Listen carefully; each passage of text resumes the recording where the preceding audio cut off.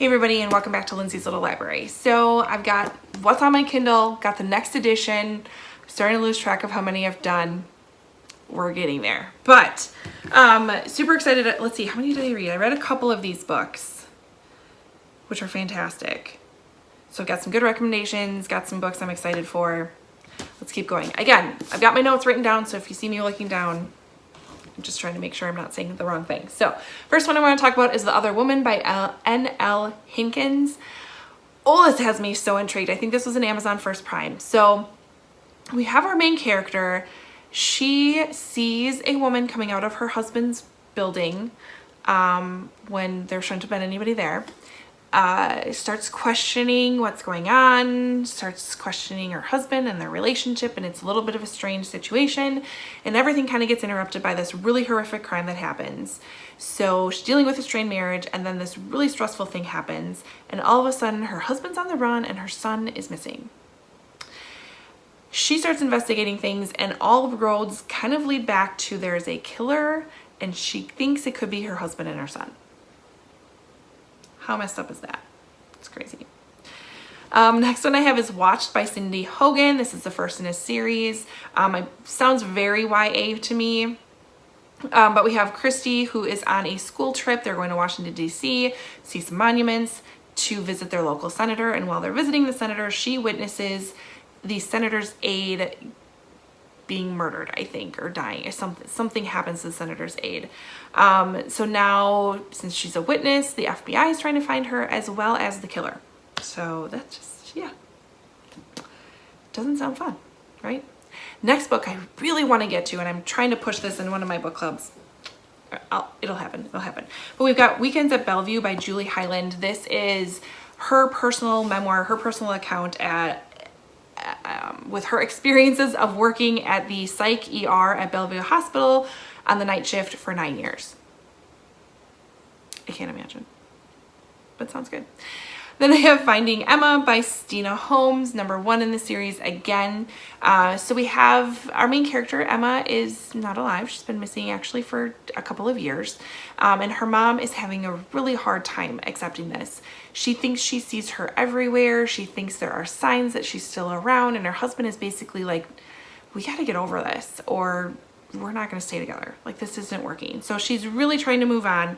Until she's convinced she sees Emma with an elderly couple and goes down that hole. She's not giving up. So, #1 in the series makes me question, where's it go? Next one I have on my Kindle is Heartbones by Colleen Hoover. It's one of her newer ones. I don't like to know much about Colleen Hoover's. I like to go into them blind. So all I can tell you is it's summer fling. That I'm sure is going to be more complicated than they want it to be. That's what I'm guessing. And then Never Never by Colleen Hoover. I gave this 5 stars. It's #1 in the series. It's a pretty short series. The books themselves are pretty short. But we have Charlie and Silas, who have been best friends their entire lives since they can remember. They've done everything together. Everything, including their first kiss, has been together. And all of a sudden one morning they both wake up, and you see from both perspectives, and neither one of them has any memories of who they are, what they are, where they are, or of each other. It's crazy. It's so good. It's so good. Next one I have is Saving Grace by Pamela Fagan Hutchins. I can't read my own writing. But this follows Katie. She's an attorney. She's dealing with a very high profile case that is doomed. She's got some issues hanging out in her personal life. Life is just kind of hard. And so she decides, like, any fair, great thinking human being, she thinks, I'm going to run away from Texas. I'm going to go to the Caribbean. I'm just going to, like, ignore my problems. And hopefully things just kind of blow over and get better from there. But of course, we all know that you can't do that. So anyway, she ends up going there, and she ends up having to get involved in an investigation over the suspicious deaths of her parents that happened on St. Marcos, or in St. Marcos. So she kind of trades one problem for another, and it sounds interesting. The next one I have is A River in Darkness by Masajl Ishikawa. I believe I said that right. I gave this 4 stars. This is a memoir about his escape from North Korea and what he did, what his life was like in North Korea with his family, how he got out, what happened from there. It is so good. So good. I love that book. And then the last one I want to talk about this time is Pam of Babylon by Suzanne Jenkins. It's the first in a series. I was reading about this one and I'm not all that excited about it. Follows Pam. Her husband dies on the train on his way home to her very suddenly, wasn't expected, and she goes to claim the body, and there ends up being another woman there as well. There wasn't much of a synopsis, but then of course I was kind of sneaking into the reviews because sometimes I get a little bit more of the book so I can tell you about it. Just the reviews weren't all that great, so not super excited about that one.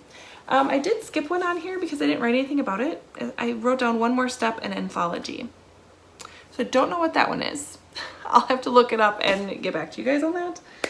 Other than that, if you've read any of these, comment below. We're getting there. We're about, I don't know, halfway through all these Kindle books. It's fantastic. But I already have 5 books on a list of books I'm going to be reading on my Kindle. So this has definitely got me to look at those a little bit more. If you want to chat about them, comment below. Otherwise, like and subscribe, and I'll see you next time.